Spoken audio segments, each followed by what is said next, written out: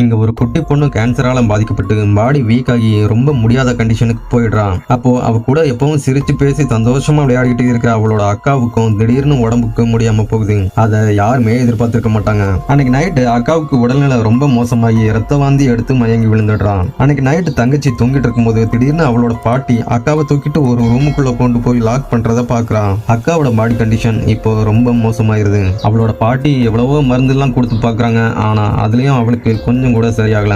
இப்போ அக்கா தொடர்ந்து இருமலால கஷ்டப்படுறத பார்த்துட்டு அவளோட தங்கச்சி ரொம்ப மனசு கஷ்டப்படுறான். அப்போ அங்க இருந்த நிறைய கலர் பேப்பர்ஸை எடுத்துட்டு அக்காவுக்கு சீக்கிரம் நோய் குணமாகணும்னு வேண்டிக்கிட்டு 1000 காகித கொக்குகள் செய்ய ஆரம்பிக்கிறான். 1000 பேப்பர் கொக்குகளை மடிச்சா கொக்கு தேவதை அவ மேல இறக்கப்பட்டு அவளோட ஆசையை நிறைவேற்றுவாங்கங்கிற நம்பிக்கை அவளுக்கு இருந்துச்சு. அவளோட அக்கா தொடர்ந்து மூச்சு விட முடியாம வழியில இருமிக்கிட்டே இருக்கிறான். அதை பார்த்துட்டு அவளோட தங்கச்சி வேகமா 1000 பேப்பர் கொக்குகளை மடிச்சுக்கிட்டே இருக்கிறான். இப்போ அக்காவோட இருமல் ரொம்ப அதிகமாகுது. அதுக்கு ஏத்த மாதிரி தங்கச்சியும் ஸ்பீடா பேப்பர் கொக்க பண்ணிக்கிட்டே இருக்கிறான். அப்போ சடனா அதுல ஒரு பேப்பர் கொக்கு கிழிஞ்சு போயிருது. அதே டைம்ல உள்ள இருமலால கஷ்டப்பட்டுக்கிட்டு இருந்த அக்காவோட இருமலும் அப்படியே நின்று போகுது. கொஞ்ச நேரத்திலேயே அவளோட பாட்டி பயங்கரமா கதறி அழுகிற சத்தமும் கேட்குது.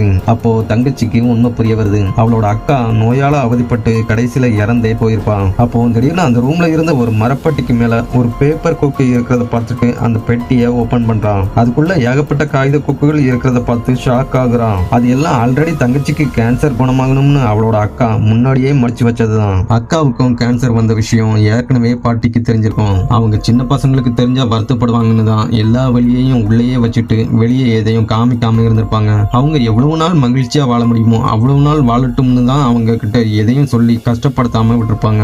இந்த விஷயம் எல்லாம் தெரிஞ்சதுக்கு அப்புறம் தங்கச்சி மனசு உடைஞ்சு கண்ணீர் விட்டு அழ ஆரம்பிக்கிறான். அவளோட கண்ணீர் இப்போ அந்த காகித கொக்குகள் மேல விழுது. அவளுக்கு இப்போ இருக்கிற ஒரே ஆசை அவளோட அக்கா முன்னாடி இருந்த மாதிரியே திரும்பி வரணுங்கிறது தான். ஆனா அக்கா இப்போ இல்ல. அவ செஞ்ச காகித கொக்குகள் மட்டும்தான் அவளையே பார்த்துட்டு இருக்குது. இந்த ஸ்டோரி உங்களுக்கு பிடிச்சிருந்ததுன்னா மறக்காம லைக் பண்ணிட்டு நம்ம சேனலை சப்ஸ்கிரைப் பண்ணிட்டு ஐ லவ் சிஸ்டர்னு கமெண்ட் பண்ணுங்க.